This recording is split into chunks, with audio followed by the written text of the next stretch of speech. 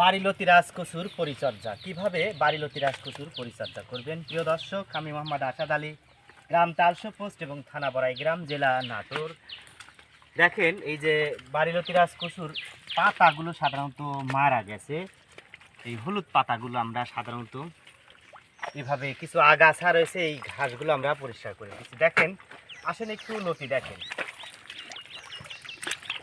এই দেখেন নতুন গাছ, এগুলাতে কিন্তু সবে মাত্র লতি আসা শুরু করেছে।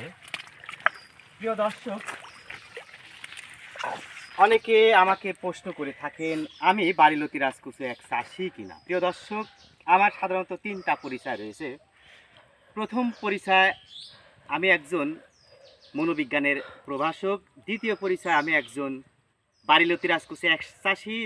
তৃতীয় পরিচয়, আমি একজন কৃষক।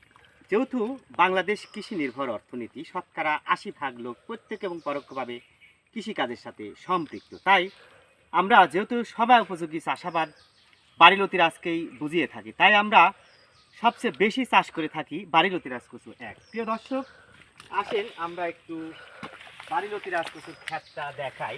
এই দেখেন আমাদের এগুলো নতুন প্রজেক্ট। দেখেন লতি আসা শুরু করে দিয়েছে।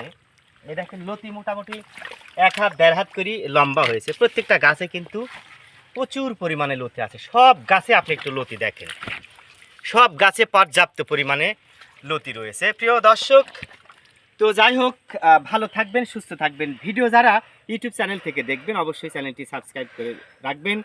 যারা ভিডিওটি টিকটক অ্যাপস থেকে দেখবেন তারা টিকটক অ্যাপসটি ফলো করবেন। ফেসবুক পেজ থেকে যারা ভিডিওগুলো দেখবেন অবশ্যই ফেসবুক পেজটি ফলো করে আমাদের সাথেই থাকবেন। ভালো থাকবেন, সুস্থ থাকবেন।